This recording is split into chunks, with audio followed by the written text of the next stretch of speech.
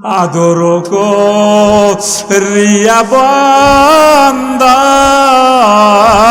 বানাইয়া আল্লাহ কেমনে দিবা জান্নামে ফালাইয়া কেমনে দিবা জান্নামে ফালাইয়া বন্দা যখন জান্নামে জ্বলিবে তুমি মাওলা কেমনে চাইয়া দেখিবে তুমি মাওলা কেমনে সহ্য করিবে বান্দা যখন জাহান্নামে পড়িবে তুমি মাওলা কেমনে চাইয়া দেখিবে পায়ে শিকল হাতে কয়রা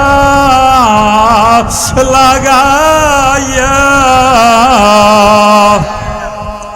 কেমনে দিবা জাহান্নামে ফালাইয়া এ দাড়ি বাগা আমার বাবারা এ যুবক আমার বাজানরা আমার আল্লাহ যখন এই মাহফিলের ময়দানে নিয়ে আসছে একটা বোটা চোখের পানি ছাড়িয়ে দিয়া কান্দ আর বলো আল্লাহ গো তুমি সারা মোদের কেহ নাই আল্লাহ আল্লাহ এ দাড়ি বাগা আমার বাবারা ওরে যাদের চোখ বাইয়া পানি পরে পানি পুষিও না রসুল আমার হাদিসের মধ্যে বলছে ভালো করে শোনো রসুল আমার হাদিসের ভিতরে বলছে ওই দাড়ি বাগা বুড়ারা যখন নাকি চোখের পানি দর দর দর দর করিয়া ছাড়িয়া দেয় আমার আল্লাহ ৭০,০০০ নূরের পর্দা উঠাইয়া দিয়া ওই বন্দারে ডাক দিয়া বলে বন্দা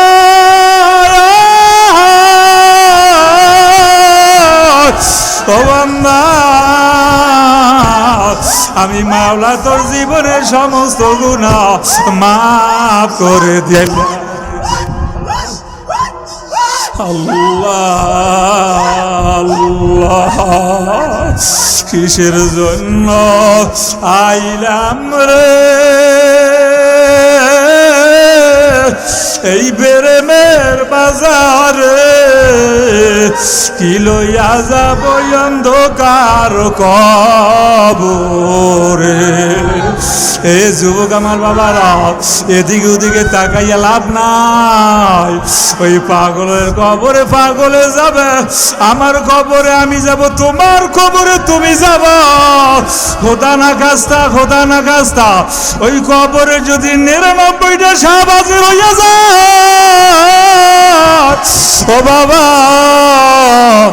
পালাবার জাগা পাবা না আল্লাহ আল্লাহ আরে আমার মনে হয় মজমাটা আমার মাওলার দরবারে কবুল হইয়া গেছে ওরে দাড়ি বাগা বুড়াদের চোখ বাইয়ে পানি পড়ে ওরে যুবক ভাইদের চোখ বাইয়ে পানি পড়ে এ বাবা আমার মাওলা বড় দয়াবান মাওলা আমার মাওলা বড় মায়াশীল মাওলা দুনিয়ার ভিতরে দেখা যায় বাজার সন্তান যদি না কাঁদে আরে মা কিন্তু দুধ দেয় না সন্তান যদি না কান্দে বাবা কোলে উঠায় না মাও কোলে উঠায় না আর বন্দাও যদি না কাঁদে আমার মাওলাও কোলে দেয় না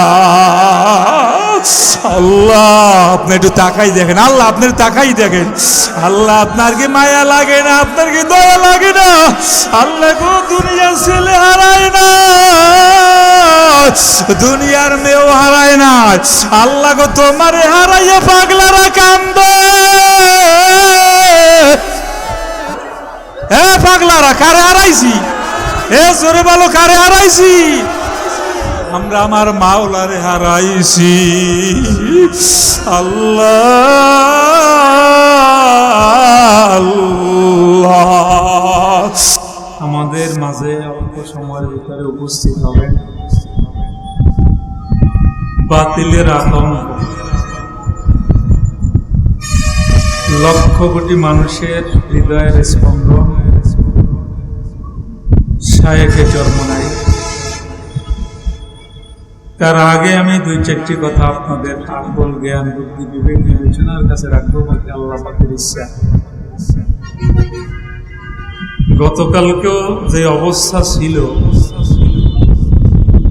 তাতে অন্তত আমি মনে করি না যে আজকে মাহফিল হবে। আল্লাহ পাকের খাস দয়া, এজন্য একবার শুকর আদায় করবেন নাকি? আল্লাহ যে আসার বসার ধৈর্য ধারণ করার তৌফিক দান করলেন, এই জন্য আরো একবার বলি আলহামদুলিল্লাহ।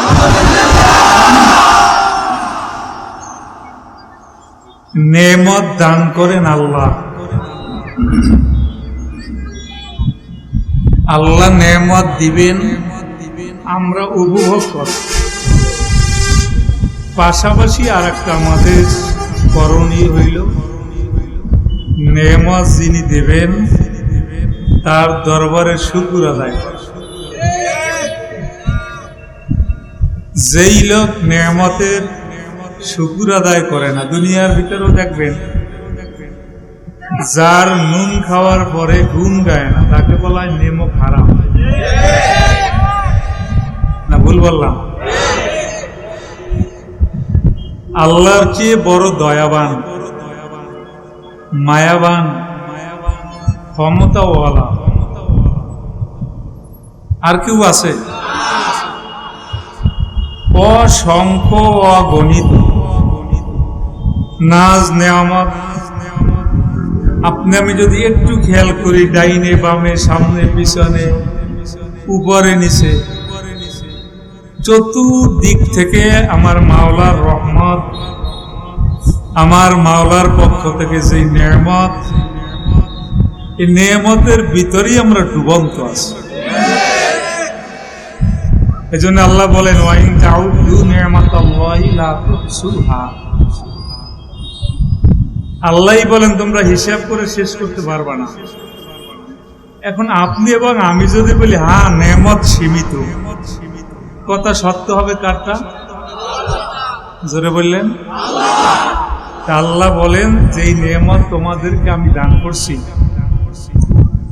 তোমরা গণনা শুরু করতে পারো কিন্তু শেষ করতে পারো না। তাহলে অসংখ্য অগণিত। এই আয়াতের প্রেক্ষাপটে যদি আমি বলি আল্লাহর নেয়ামতের সংখ্যা হইল কোটি, তাহলেও ভুল হবে। কারণ আল্লাহ বলছে কোনো সীমারেখা নেই। এই অসংখ্য অগণিত নাজ নেয়ামতের ভিতরে সবচেয়ে বড় নেয়ামতের নাম হইল হেদায়েত। এখন অনেকে হেদায়েতকে হেদায়েত হিসেবে বুঝি, অনেকে এটা বোঝার চেষ্টাও করি না। আবার অনেক এলাকায় হেদায়েত একটা গালি হিসেবেও ব্যবহার করা হয়, বুঝাইতে পারি না মনে হয়। কেউ যদি কারোর সাথে দ্বন্দ্বে জড়ায়, এরপর যদি বলে তোর জন্য দোয়া করে আল্লাহ যদি তোমাকে হেদায়েত দেয়, তখন দেখবেন যে আতা কোথায় মাইত্রী শুরু হয়ে গেছে। অথচ আসমানের নিচে জমিনের উপরে আল্লাহর পক্ষ থেকে যত নিয়ামত, এর ভিতরে হলে হেদায়েত হলে সবচেয়ে বড় দামি। এই জন্য সূরা ফাতিহার ভিতরে আল্লাহ পাক বলছেন ইহদিনাস সিরাতাল মুস্তাকিম, অর্থ কি আল্লাহর দরবারে আমি মন্ত্রী হইতে চাই না, কি কর এমপি হইতে চান, চেয়ারম্যান না। আল্লাহ টাকার কথাও শিক্ষা দেয় নাই, ক্ষমতার কথাও শিক্ষা দেয় নাই, বিলিয়ন ট্রিলিয়ন শিল্পপতি হওয়ার কথাও আল্লাহ পাক এর জায়গায় চাওয়ার জন্য শিক্ষা দেন নাই। আল্লাহ পাক বলছেন ইহদিনাস সিরাতাল মুস্তাকিম। আমি আল্লাহর দরবারে তোমরা সর্বপ্রথম যে জিনিসটা চাবা সেইটি হলো হেদায়েত। হেদায়েত আছে তো সব আছে, হেদায়েত নাই কিচ্ছু নাই। দেখবেন ইহুদি এবং নাসারা তারা মানব কল্যাণে অসংখ্য অঢেল সম্পদ তারা কিন্তু খরচ করে। বিভিন্ন গরিব দেশগুলোর ভিতরে তারা কিন্তু অনেক অর্থের সহযোগিতা করে, বন্যা কবলিত এলাকার ভিতরে তারা আর্থিক সহযোগিতা করে। কাজগুলো কি খারাপ না ভালো? জোরে বলেন। অনেক হিন্দুরা আছে মিথ্যা বলে না, কাজটা কি খারাপ না ভালো? আরো জোরে বললেন। আপনারাই বললেন ভালো, এইটি যদি আমি আরবিতে বলি তাহলে বলে নেক। নেক শব্দের অর্থ হইলে ভালো। আল্লাহ আপনাকে আমাকে সৃষ্টি করছেন ভালো কাজ করার জন্য, কিন্তু ভালো কাজের ভ্যালুটা আসে কখন? বাদাল ঈমান, ঈমান আনছেন তো ভালো কাজের ভ্যালুটা আসবে। ঈমান নাই, ভালো কাজের কোনো ভ্যালু নাই। এই জন্য আল্লাহ পাক সর্বপ্রথম যে জিনিসটার কথা উল্লেখ করছেন এইটি হইল ঈমান, এরপরে আমল। ইন্নাল্লাযীনা আমানু ওয়া আমিলুস সলিহাত। ঈমানের পরে আমল না আমলের পরে ঈমান? ধরে বলেন। ঈমানের পরে আমল। ঈমানদার আগে না মুসলমান আগে? দুইটা দল হয়ে গেছে, মুসলমান। ঈমান আগে না মুসলমান আগে? মুখস্থ করেন। আল্লাহ ঈমানদারদেরকে লক্ষ্য করে বলছেন ইয়া আইয়ুহাল্লাযীনা আমানু, এরপর বলছেন ইত্তাকুল্লাহ হাক্কা তুকাতি ওয়া লা তামুতুন্না ইল্লা ওয়া আনতুম মুসলিমুন। ঈমানদারদেরকে আমার আল্লাহ ডাকার পরে বলছেন খবরদার তোমরা মুসলমান না হইয়া মরিও না। আল্লাহ কিন্তু এই কথা বলে নাই যে নামাজি না হইয়া মরিও না। আল্লাহ কিন্তু এই কথা বলে নাই রোজা না রাইখা মরিও না। আল্লাহ কিন্তু বলে না যে জিহাদ না কইরা মরিও না। আবার এই কথার অর্থ এইটা বুঝছেন না যে মুসলমান হইতে নামাজ লাগবে না, উল্টো বুঝছেন না। আমাদের দেশে অনেকে উল্টো বোঝে, কথা বলে না। যেমন কিছু আমাদের দেশের ভিতরে কিছু বদমাশ আমির এবং নায়েবে আমিরের পিছনে লাগছে, আমার পিছনেও লাগছে। কিছুতে কিছু না জিরোটারে হিরো বানাইয়া সমালোচনার ঝড় বয়ে দেয়। তাহলে যেই কথা বলতেছিলাম এই কথার অর্থ কিন্তু আবার এই দাঁড়ায় না যে মুসলমান হইতে হইলে নামাজ লাগবে না। এই কথার অর্থ এইটা দাঁড়ায় না যে মুসলমান হইতে হইলে রোজার দরকার নাই। এই কথার অর্থ এইটা দাঁড়ায় না যে মুসলমান হইতে হইলে জিহাদের দরকার নাই। এই কথার অর্থ এইটা দাঁড়ায় না যে মুসলমান হইতে হইলে রাসূলের সুন্নতের দরকার নাই। মুসলমান হইতে হইলে আল্লাহর হাবিব যাহা তাক করছেন সব কিছুর দরকার। একটা মানবেন একটা মানবেন না, আংশিক না। এই জন্য আল্লাহ পাক বলেন উদখুলু ফিস সিলমি, মুখস্থ করেন, উদখুলু ফিস সিলমি কাফা। আমি ভাঙ্গা ভাঙ্গা কয়টা কথা বলি, নসিহত তো করবেন। আমাদের রুহানি ডাক্তার আসতেছে নাকি খান? তাহলে উদখুলু ফিস সিলমি কাফা। এখন আপনি জায়গা থেকে ভালো বুঝবেন কেউ যদি তার ঘরের ভিতরে ঢুকলো, এক পাও দিছে আর এক পাও বাহিরে, লোকটা কি ঘরের ভিতরে ঢুকলো? হ্যাঁ, ভিতরেও না বাইরেও না। তা আপনি নামাজ পড়লেন, রোজা নাই, নামাজ পড়লেন, মসজিদও হাজিরা দেন, এরপরে মন্দিরও যান, হইল না? অনেকে চিন্তা করে যদি জান্নাত সত্য হয়, আল্লাহর মোটামুটি দিক রেখে জান্নাত যেন পায়। আবার চিন্তা করে যদি হিন্দুদের ভগবান ঠিক হয় তাহলে স্বর্গও যেন পাই। এই জন্য আল্লাহ বলেন কি, মুযাবযাবিনা বাইনা যালিকা লা ইলাহা ইল্লা ওয়া লা ইলাহা ইল্লা। এটা তরজমা আমরা অনেকে এভাবে করি, দোদল বান্দা কালমা চোর। আগে জানেন না আপনারা, দোদল বান্দা কালমা চোর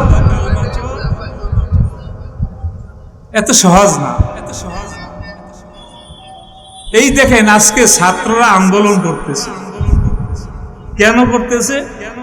প্রশ্ন অনেক হার্ড হয়েছে, পরীক্ষা যারা দেশে অধিকাংশ ফেল হওয়ার সম্ভাবনা।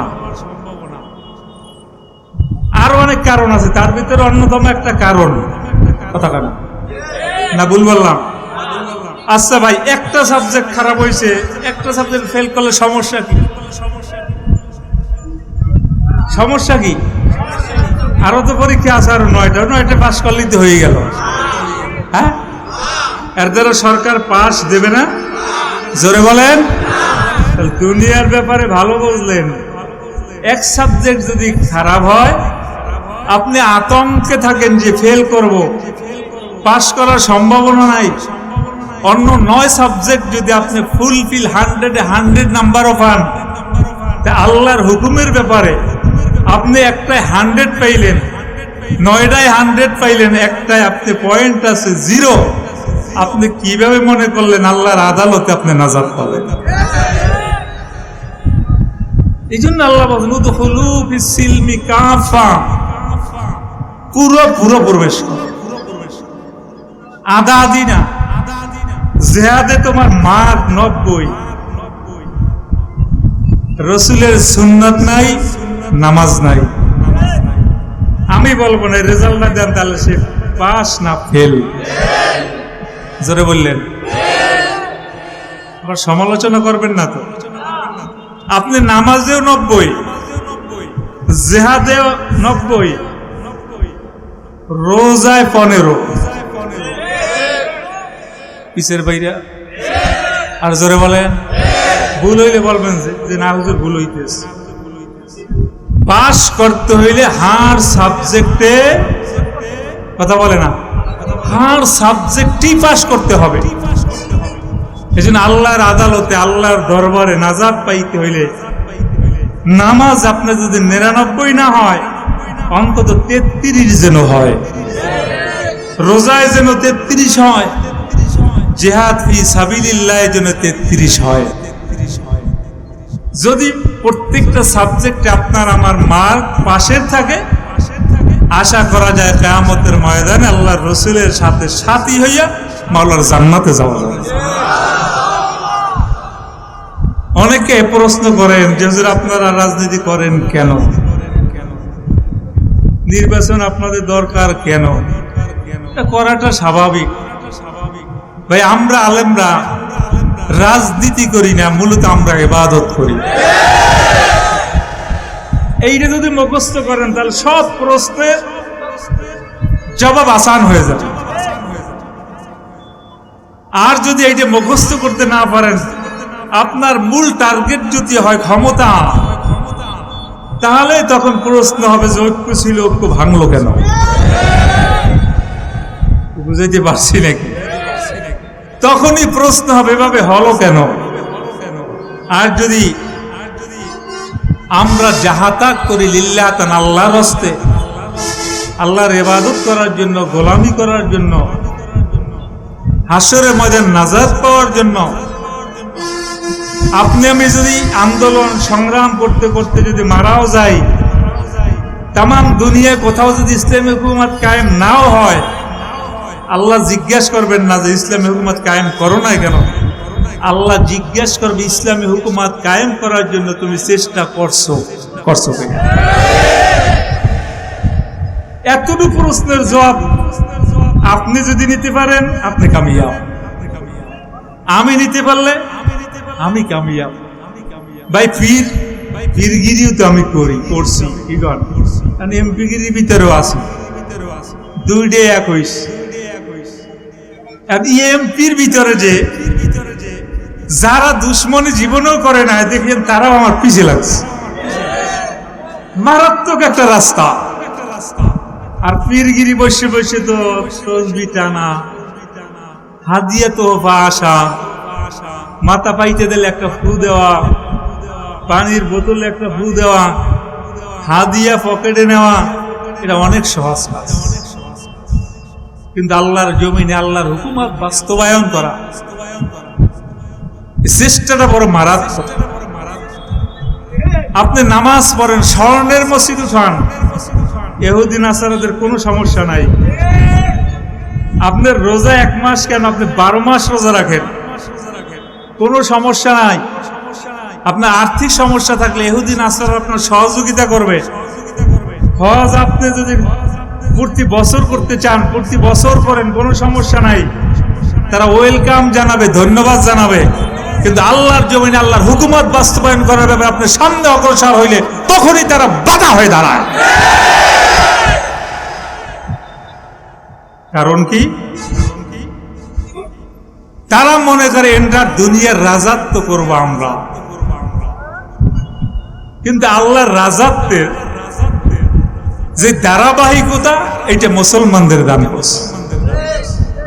আমরা সেই অতীত ইতিহাস ভুলে গেছি। তো আমি ওদিকে যাওয়ার খেয়াল আমার নেই, কারণ অনেকের কাছে আবার তিতেও লাগবে কথা বলেন। সবার রুচি কি সমান? জোরে বলেন।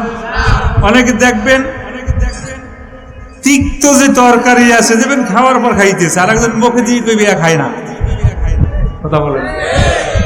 অনেকে গরুর গোশত দেখবেন অ্যালার্জির সমস্যা আছে, আর অনেকে দেখবেন গরুর গোশত ভাই আরো থাকলে আরো দেন।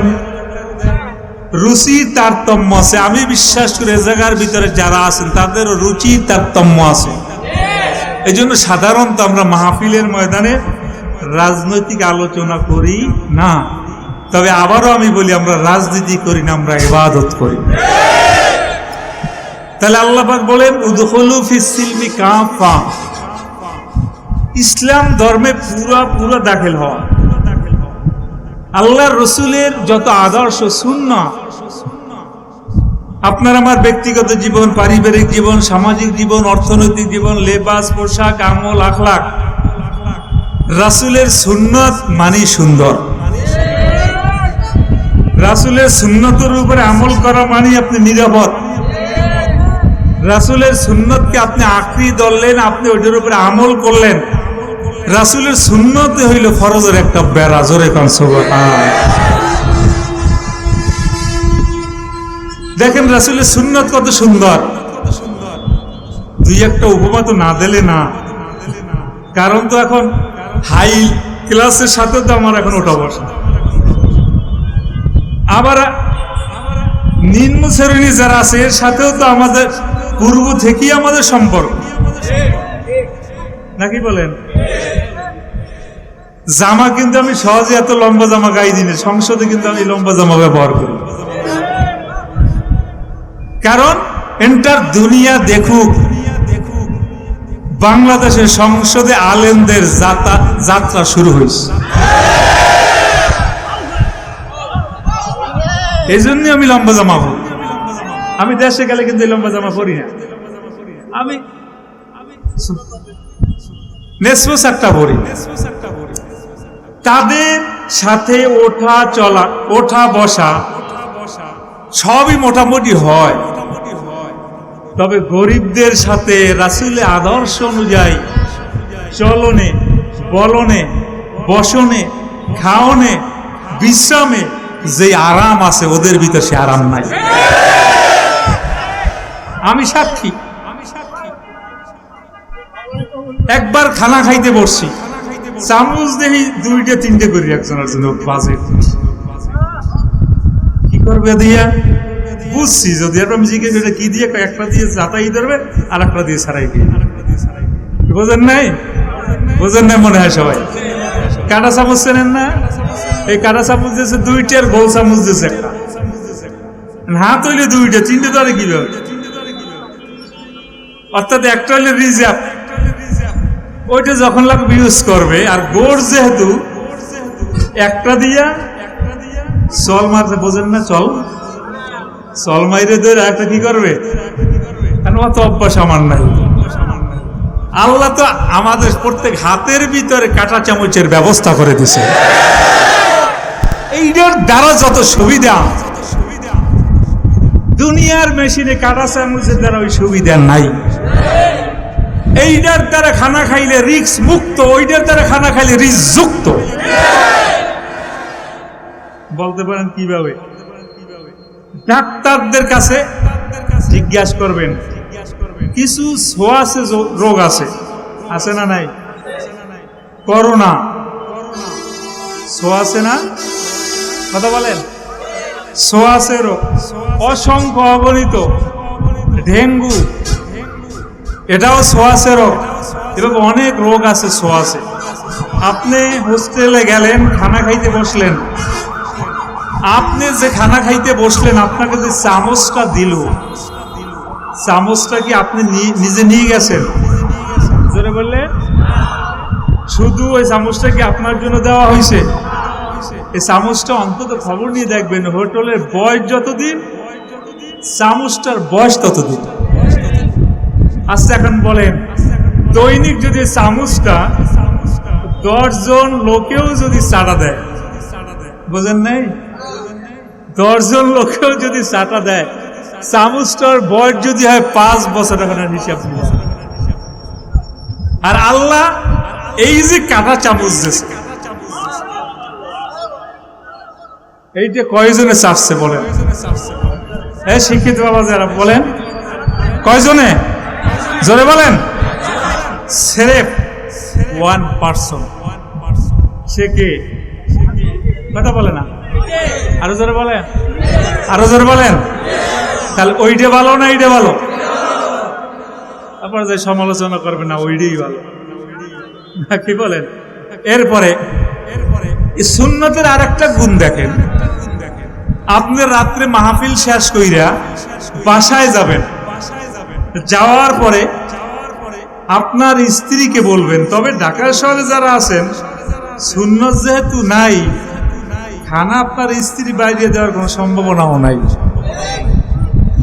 এটা আমরা যারা আলেম ওলামা আছে যাদের ভিতরে সুন্নাত আছে যাদের স্ত্রী নামাজি রোজাদার জাকিরিন আল্লাহওয়ালা পর্দানশীল স্বামী ভক্ত আখিরাতকে বিশ্বাস করে রাসূলের আদর্শে বিশ্বাস করে তাদের বেলায় কথা মানায় তবে এই জায়গায় যারা আসছেন আমি মনে করি ওই পার্সন আপনারা হইলেন রাসূলের সুন্নাতের পার্সন আপনারা অত ভিআইপি না কি কোন অত ভিআইপি না তবে আল্লাহর রাসূলের উম্মতরা হইল সর্বকালের সর্বযুগের সমস্ত নবীদের উম্মতদের চেয়ে শ্রেষ্ঠ ভিআইপি উম্মত বলবেন খানা দাও বলবে এই উঠতিস ইতিমধ্যে আপনি যদি বলেন না আমি বেড়ে খাই আপনি প্লেট নিবেন ভাত বাড়তে পারবেন হাত দিয়ে তরকারি যদি আপনি নেওয়ার জন্য যান স্ত্রী কি আসলে নিতে দিবে বলেন কেন জোরে বলেন ও এখন তো বর্তমান জমানে ফ্রিজ যাবা এই জন্য বুঝতে সমস্যা হইতেছে ফ্রিজ নামক একটা যন্ত্র আছে তাজাটারে বাসি বানাইয়ে খাই রোগে আমাদের ধরবে না ধরবে কাদের দেখবেন স্ত্রী বলবে খবরদার তরকারির ভিতর হাত দিবেন না আপনি জিজ্ঞেস করবেন কেন বলবে আপনি তরকারির ভিতরে হাত দিলে তরকারি নষ্ট হবে চামচ দিয়ে নিলে নষ্ট হবে না হাত দিয়ে নিলে নষ্ট হবে কারণটা আর হয়তো কেন হয় বিজ্ঞান প্রমাণ করছে যখন কোনো রসালো খাবারের ভিতরে হাত দেওয়া হয় আল্লাহর কুদরতে তখন আঙ্গুলের ভিতর থেকে একটা মেডিসিন বের হয়ে আসে এইটার দ্বারা হজবি শক্তি আল্লাহ পাক বাড়াই দেয়। সুবহানাল্লাহ বললেন না? তাহলে এই চামচ ভালো না ওই চামচ ভালো? এরপরে আমরা যদি এইটা ইউজ করি তখন তারা কিন্তু টেরে টেরে চায়। এই জন্য আমি একটা গল্প বলি মাঝে মধ্যে। একজন সভ্য আর একজন তাদের মতো অসভ্য আলেম ওলামা। তারা আলেমদেরকে বলে কি? অসভ্য, মূর্খ, আধুনিকতা বোঝে না, এটা তাদের ভাষায়। কিন্তু আমি যদি পর্যালোচনা বলি তাহলে আমি বলবো যে মুসলমানের ঘরে সন্তান হওয়ার পর দাড়ি রাখে না, তো তার মতো অসভ্য আর কেউ হতে পারে না। যে মুসলমান দাবি করার পর নামাজ পড়ে না, তার মতো অসামাজিক কেউ হতে পারে না। কারণ মুসলমান তো নামাজ পড়বে, মুসলমান তো রোজা রাখবে, মুসলমান তো মাথায় টুপি পরিধান করবে, মুসলমান তো রসুলের সুন্নাত মুআফিক চলবে, শুইবে, খাবে, হাঁটবে এবং বসবে। কিন্তু এগুলো আমাদের ভালো লাগে না। ভালো লাগে কার সুন্নাত? ইহুদি এবং নাসারাদের সুন্নাত। জোরে কার নাউজুবিল্লাহ। আবার অনেকে বলে কি, সুন্নাত না হইলে মুসলমানই তো যায় না। কি বলে কি বলে না? সুন্নাত না হইলে মুসলমানই তো যায় না। আরে ভাই, আমি বলি একটা বিল্ডিং যদি বেস করে, কলম দেয়, ছাদ দেয়, ইটের গাঁথনি দেয়, বিল্ডিং কমপ্লিট, তাই বলে কোথাও কি দেখবেন প্লাস্টার ছাড়া, রং করা ছাড়া কেউ বিল্ডিং এর ভিতরে বসবাস করে? কেন? আপনি ও জায়গায় যাই বলেন না কেন, প্লাস্টার বিল্ডিং এর অংশ না, রং করা বিল্ডিং এর অংশ না। তখন দেখবেন যদি কেউ বলতে চায়, বাড়ির মালিক বলবে তোর কয় জায়গায় কথা বলার কোনো দরকার নাই। কারণ আমিও মনে করি ও জায়গায় প্লাস্টারের দরকার নাই, রঙের দরকার নাই। প্লাস্টার না দিলে ওই বিল্ডিং টিকসই হয় না। প্লাস্টার দ্বারা বিল্ডিং টিকসই হয়, রঙের দ্বারা সৌন্দর্য বাড়ে এবং প্লাস্টার টিকসই হয়। ঠিক তদ্রুপ সুন্নতের দ্বারা খরচ টিকসই হয়, অজীব টিকসই হয়, আমার মাওলার জান্নাত টিকসই হয়। এই যে সুন্নতকে ভাইলেট করার কোনো সুযোগ আছে?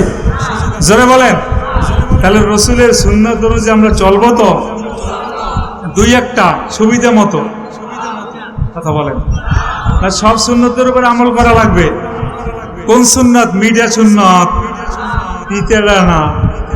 খানা দানার পরে বলে মিষ্টি খাওয়া সুন্নত, মিষ্টি খাওয়াবেন না। আল্লাহর রসুলকে গালি দেয়, আল্লাহর জমিনে আল্লাহর হুকুমত নাই, এই ব্যাপারে যখন আহ্বান করা চলেন মিছিলে যায়, তখন কয় সরমনায় মুরিদে যাও, আমাকে দরকার নেই। কি বলে না? বলে না? আরো জোরে বলেন। যাই হোক, আমি আবার আমার মূল আলোচনায় আসি। তাহলে ইসলামের ভিতরে আমরা পরিপূর্ণ দাখিল হইতে রাজি তো? কারা কারা আল্লাহু আকবার, আলহামদুলিল্লাহ, আল্লাহুম্মা আমিন বলে হাত নামাই। এই যে আমি বলছি উদখুলু ফিস সিলমি কাফা, কোরআনের ভিতরে আছে না নাই? ইয়া আইয়ুহাল্লাযীনা আমানু উদখুলু ফিস সিলমি কাফা। জোরে কান সুবহানাল্লাহ। আমার আল্লাহ ঘোষণা করেন, হে মুমিনেরা। মুমিন কারা? কারা মুমিন? একজনে ডাক দিয়েছে আব্দুর রহমান, যার নাম আব্দুর রহমান না, সে ওদিকে ফিরিয়াও তাকাবে? একবার তাকাইলেও তাকাইতে পারে। কারে ডাকু? আল্লাহ পাক সকলকে ডাক দেয় নাই। কুলিয়া আইয়ুহাল কাফিরুন, আল্লাহ বলছে না বলে নাই? কাফেরদের ডাক দিছে, মুনাফিকদেরকে ডাক দিছে, আইয়ুহান নাস বলে ডাক দিছে। কিন্তু এই জায়গার ভিতরে আল্লাহ পাক ইমানদারদেরকে ডাক দিয়েছেন, ইমানদার, ইমানদার। এখন আমি আপনাদের কাছে জানবার চাই, এই জায়গায় যারা আমরা আসছি, আমরা সবাই কি ইমানদার না সন্দেহ আছে? না বলবেন আল্লাহ ভালো জানে। ইমানদার কারা কারা? আল্লাহু আকবার, আওয়াজ এত আসতে। এই আওয়াজে ইসলামী হুকুমত কায়েম করবেন।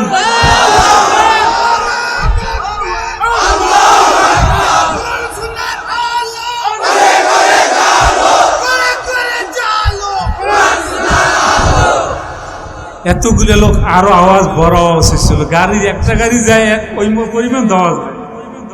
জোরে আরেকবার আল্লাহু আকবার। এটা হইল মুসলমানদের আন্তর্জাতিক আওয়াজ। এই যে সবচেয়ে বড় অ্যাটম বোম, দেখেন না আমেরিকার মতো রাষ্ট্র আজকে ইরানের কাছে হেরে গেছে শুধুমাত্র আল্লাহু আকবার ধ্বনির কারণে। আর আমরা মুসলমান আল্লাহু আকবার আওয়াজ দিতে ভয় লাগে, আবার আনইজি ফেল করি। এজন্য আরো একবার আল্লাহু আকবার বলবেন তো? রাগ হইলেও করার কিছু নাই। আসছেন আমাদের বাউন্ডারির ভিতরে, আমরা এখন যা বলবো তা করতে হবে। আপনারা বলেন না যে হুজুররা গেলে আটকাই মাহফিল দেয়, এইটার নাম আটকাই মাহফিল। আবার জোরবেন আল্লাহু আকবার।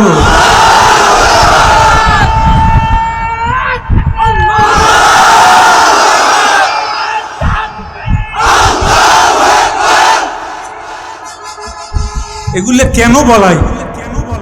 মাহফিলে গেলে আমরা বলি বলেন সুবহানাল্লাহ, আলহামদুলিল্লাহ, আল্লাহু আকবার, সুবহানাল্লাহ বিহামদিহি, সুবহানাল্লাহিল আযীম।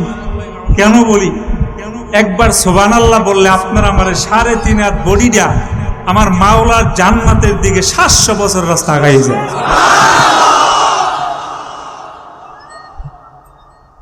একবার বলাইতে পারলি আপনাকে আমি নিলাম জান্নাতের 700 বছর রাস্তা। এজন্য আমাদের গালি দেওয়া উচিত আপনাদের। কথা বলে না, এবার গালি দেন কেন? আলেমদের কেন গালি দেন? যদি 10 বার বলাইতে পারি, যদি 100 বার বলাইতে পারি, তাহলে কত পথ আগাই গেলেন। আমরা তো চাই যারা জান্নাতে যেতে চায় না তাদেরকে জান্নাতের কাছাকাছি নিতে। আমাদের গালি দেন, মোহতারাম আমির, নায়েবে আমিরের বিরুদ্ধে বিভিন্ন ধরনের অপপ্রচার, যা দেখা সাথে সাথে চোখের ভিতর পানি নেমে আসে।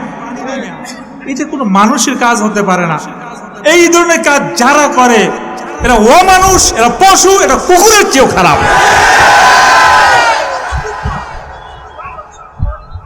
মানুষত্ববোধ থাকলে একজন আলেমের এভাবে ছবি বিকৃতি করা, এআই দিয়া বিভিন্ন ধরনের নোংরা পোস্ট করা কোনো মানুষ পারে না। মুসলমান তো দূরের কথা, কোনো মানুষ পারে না, জানোয়ার ছাড়া, কুকুর ছাড়া। এই জন্য বলি আগে মানুষ হয়। আগেকার আল্লাহ ওয়ালাদের কাছে গেলে মানুষ দোয়া চাইতো, হুজুর দোয়া চাই আল্লাহ যেন মানুষ বলে। এখন আমি যদি বলি ভাই আসছি যখন আপনারাও মানুষ হন আমিও মানুষ হই, আপনার রাগ হয়ে যাবেন যে হুজুর আমরা কি মানুষ না? মানুষত্ব বোধ এক জিনিস, সিরাতান সুরাতান মানুষ আর এক জিনিস। আবু জেহেলও মানুষ, আল্লাহর হাবিবও মানুষ। মুসা আলাইহিস সালাম তিনিও কি? জোরে বলেন। ফেরাউন, আরো জোরে বলেন। ইব্রাহিম আলাইহিস সালাম তিনিও মানুষ। নমরুদ, কথা বলেন। মানুষ মানুষের ডিফারেন্সটা এক কথা। এই প্রশ্নের জবাব নেন, যার ভিতরে আমার রবের পরিচয় আছে ওর নাম হইল মানুষ। গর্বাসুরা আদমিন সাবুদে, গর্বাসুরা আদমিন সাবুদে, আহমদ আবু জেহলে হাম এক সাবুদে। আল্লাহ হাবিব সাল্লাল্লাহু আলাইহি ওয়াসাল্লাম তিনিও সুরাতে মানুষ, আবু জেহেলও মানুষ। কিন্তু আল্লাহ হাবিব সাল্লাল্লাহু আলাইহি ওয়াসাল্লাম দো জাহানের বাদশা, রহমাতাল লিল আলামিন, সমস্ত নবীদের সর্দার। আপনার আমার নবী সমস্ত নবীদের সর্দার, আর আপনি আমি হইলাম সমস্ত নবীদের উম্মতদের সর্দার। এই জন্য তো আল্লাহ পাক বলছেন আপনার আমার ব্যাপারে সমস্ত জনগোষ্ঠী মানব গোষ্ঠী থেকে আল্লাহ পাক রব্বুল আলামিন হুয়া যে তাবাকুম, আপনাকে আমাকে যাচাই করছেন, বাছাই করছেন, মনোনীত করছেন।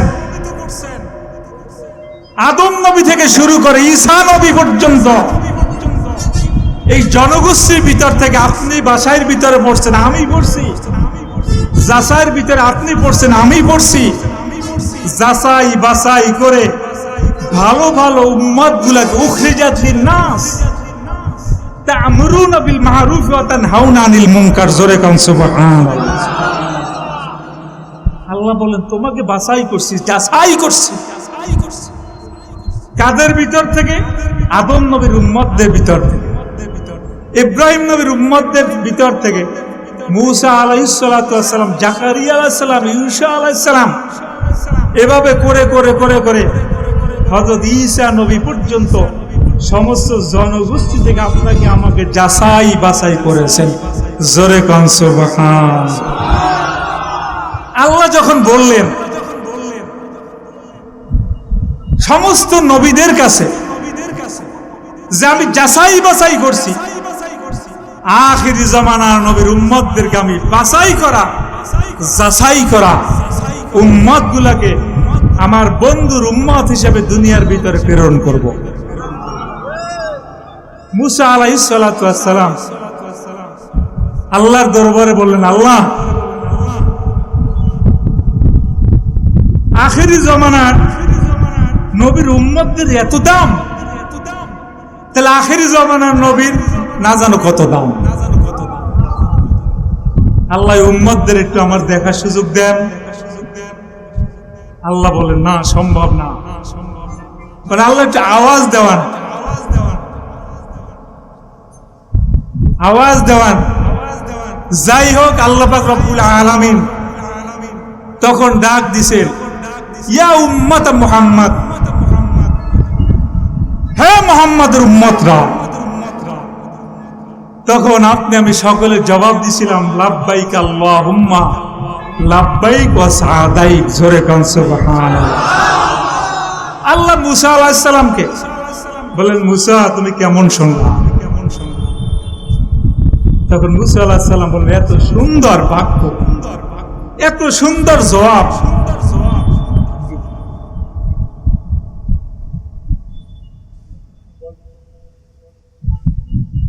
এত সুন্দর জবাব,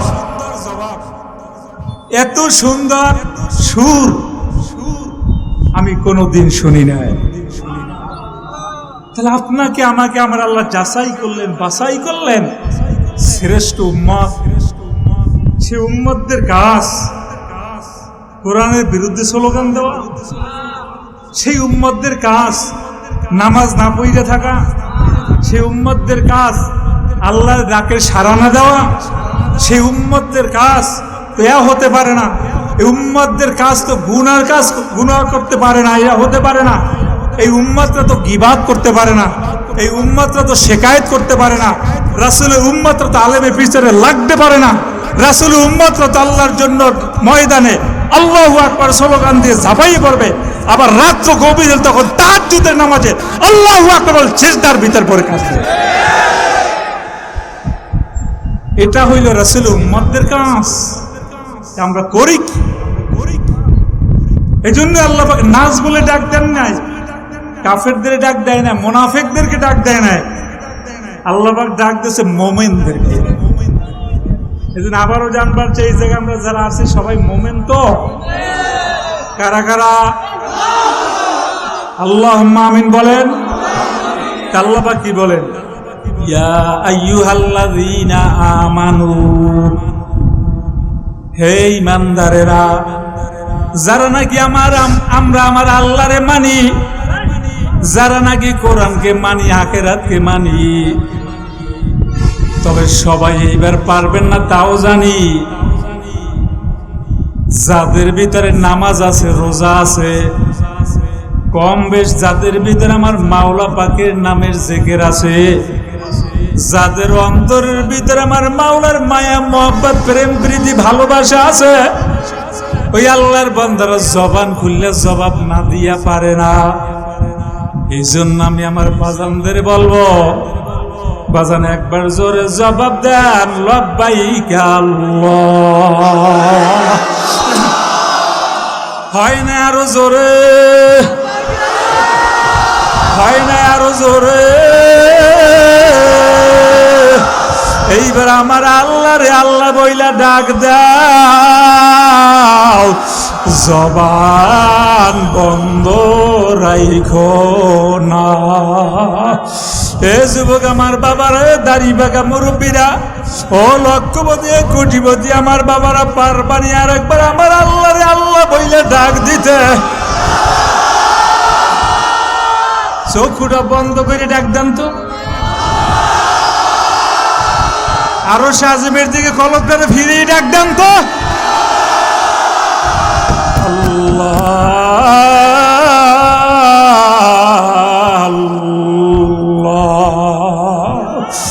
ডাকার মতো আপনি আমি আমার মাওলা মাসু করে ডাক দিতে পারি না জাকিরেরা। ডাকার মতো আমার মাওলারে ডাক দিলে আমার মাওলা কেন 70,000 নূরের পর্দা খুলবে না? ডাকার মতো আমার মাওলারে ডাক দাও। ওরে বন্দা বান্দি ডাক দিতে দেরি, আমার মাওলা 70,000 নূরের পর্দা খুইলা দিতে দেরি করে না। আল্লাহ আল্লাহ আল্লাহ আল্লাহ আল্লাহ রে, কেমনে থাকবো আমি কবরে? জোরে ডাক দেন না। আল্লাহ আল্লাহ আল্লাহ আল্লাহ আল্লাহ রে, কেমনে থাকবো আমি কবরে? জবান খোলো, আল্লাহ বলে ডাক মারো, ওই কবরে মাওলা বিনে নাই কে হো। আদর রিয়া বান্দা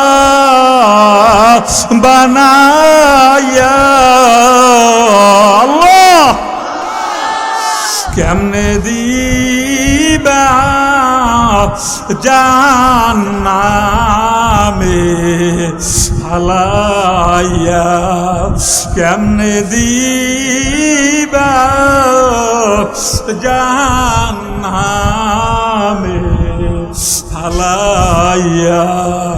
বন্দা যখন জাহান্নামে জ্বলিবে, তুমি মাওলা কেমনে চাইয়া দেখিবে?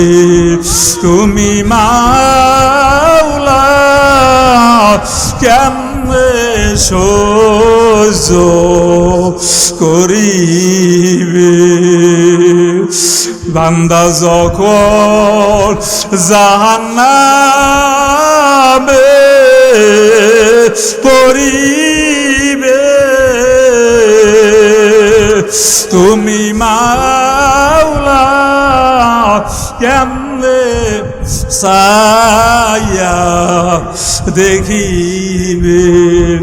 পায়ে শিকল হাতে কয়রা লাগাইয়া, কেমনে দিবা জাহান্নামে ফালাইয়া। এ দাড়ি বাগা আমার বাবারা, এ যুবক আমার বাজানরা, আমার আল্লাহ যখন এই মাহফিলের ময়দানে নিয়ে আসছে, একটা বোটা চোখের পানি ছাড়িয়ে দিয়া কান্দ আর বলো, আল্লাহ গো তুমি ছাড়া মোদের কেহ নাই। আল্লাহ আল্লাহ। এ দাড়ি বাগা আমার বাবারা, ওরে যাদের চোখ বাইয়া পানি পরে পানি পুষিও না। রসুল আমার হাদিসের মধ্যে বলছে, ভালো করে শোনো, রসুল আমার হাদিসের ভিতরে বলছে, ওই দাড়ি বাগা বুড়ারা যখন নাকি চোখের পানি দর দর দর দর করিয়া ছাড়িয়া দেয়, আমার আল্লাহ ৭০,০০০ নূরের পর্দা উঠাইয়া দিয়া ওই বন্দারে ডাক দিয়া বলে, বন্দা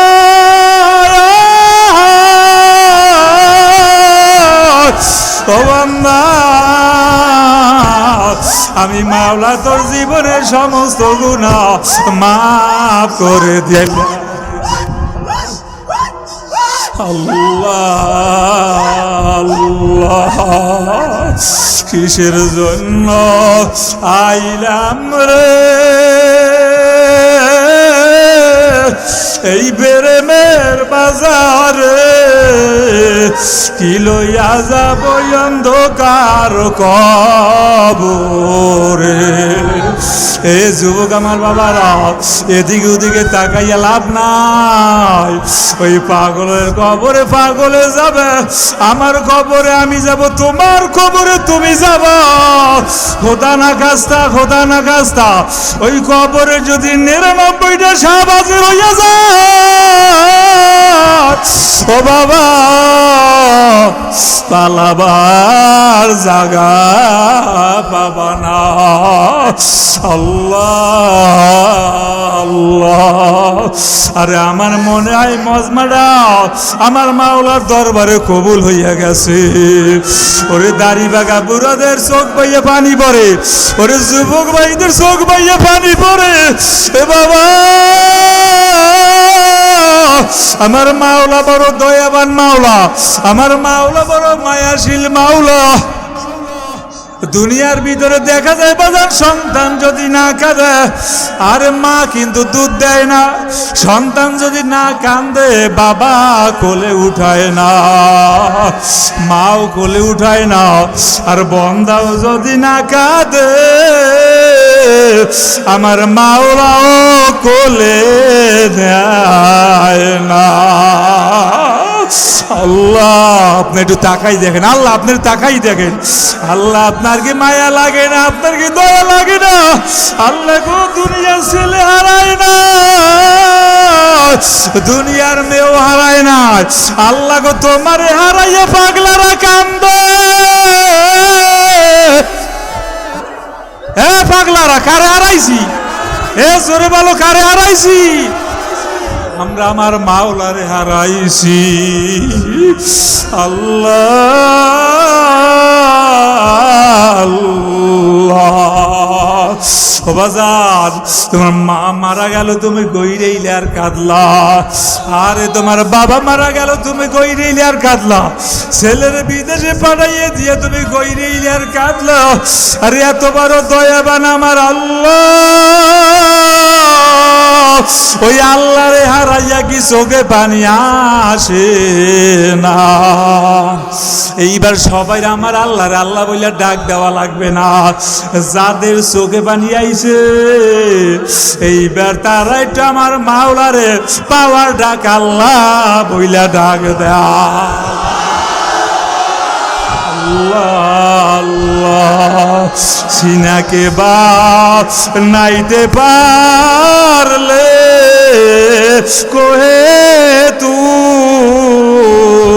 মাওলার নূরে হইয়া যাবে নূরে নূর। ও বাজার, আমার মাওলার নামের জিকিরে টান দাও এ তরিকার পাগলারা। ওরে বাবা, তুমি যখন নাকি মুরাকাবার সবক আদায় করবা, আর তুমি একবার আল্লাহ বলবার খেয়াল করবে, নূরুন আলা নূর, নূরের উপরে নূর, নূরের উপরে নূর, নূরের উপরে ও বাবা ওই মাওলার জিকির টান মারো আর মাওলার দিকে আগাও। ও বাজার চোখের পানি ছাড়া আমার মাওলার গোসা নিবারণ হয় না। ও বাজার এই জন্য 1 নম্বরের কাজ হইল বাজার আর জবানটারে খোলা, 2 নম্বরের কাজ হইল চোখে পানি ছাড়া, আর 3 নম্বরের কাজ হইল ও বাজান দিলের পর্দা খোলা। ইশকে জাজি সিনায়ে বা সিনায়ে ইশকে জুজু আয়নায়ে বা আয়নায়ে। অনেক আল্লাহর বান্দা তাকাইয়াছেন, আর কেউ লাভ দেয়, কেউ শিখ দেয়, আরে কারো বা চোখ বাইয়ে বাইয়ে পানি পড়ে। ওবাজান মাওলার কালামের বয়ানের দ্বারা ওবাজান তোমার দিলটা যদি নরম না হয়, আমার মাওলা কিন্তু জাহান্নাম তোমার আমার জন্য বানাইয়া রাখছে। ওবাজান জাহান্নামে দিয়া আল্লাহ এরপরে কিন্তু তোমারে আমারে বুঝাবে বাগার জাগা বাবা না। ও বাজার আল্লাহ পাকের বন্ধু হইতে কারা কারা রাজি আছেন? আল্লাহু আকবার বলে হাত জাগান, আল্লাহুম্মা আমিন বলে হাত নামান। আর একটু পরই নাই আমিরুল মুজাহিদিন আসবেন, ওই শাইখে চর্ম নয়, আহারে তিনি বিনা ছুরিতে তিনি অপারেশন করবেন। আল্লাহর ফজলে কোরআনের অপারেশনটা যদি আপনি আমি আপনার আমার সিনার মধ্যে লাগাইতে পারি, আশা করা যায় ওই জাহান্নামের অপারেশন আর লাগবে না। ও বাজার এই জন্য মাওলার কালামের অপারেশনের দ্বারা আপনার দিলটা যদি নরম না হয়, চোখের ভিতরে যদি পানি না আসে, ও বাজার যদি চোখে পানি না আসে, মনে করতে হবে আপনার আমার নসিব ভালো না। কাজে চক্ষু বন্ধ করেন, ওবাজানার মাথা সামনের দিকে ঝুঁকাইয়া দেন, লা ইলাহা ইল্লাল্লাহ জিকির করেন, আর দিলে দিলে মানি খেয়াল করেন আল্লাহ বাদে কেহ মাবুদ নাই, আল্লাহ বাদে কেহ মাবুদ নাই। লা ইলাহা ইল্লাল্লাহ, লা ইলাহা ইল্লাল্লাহ।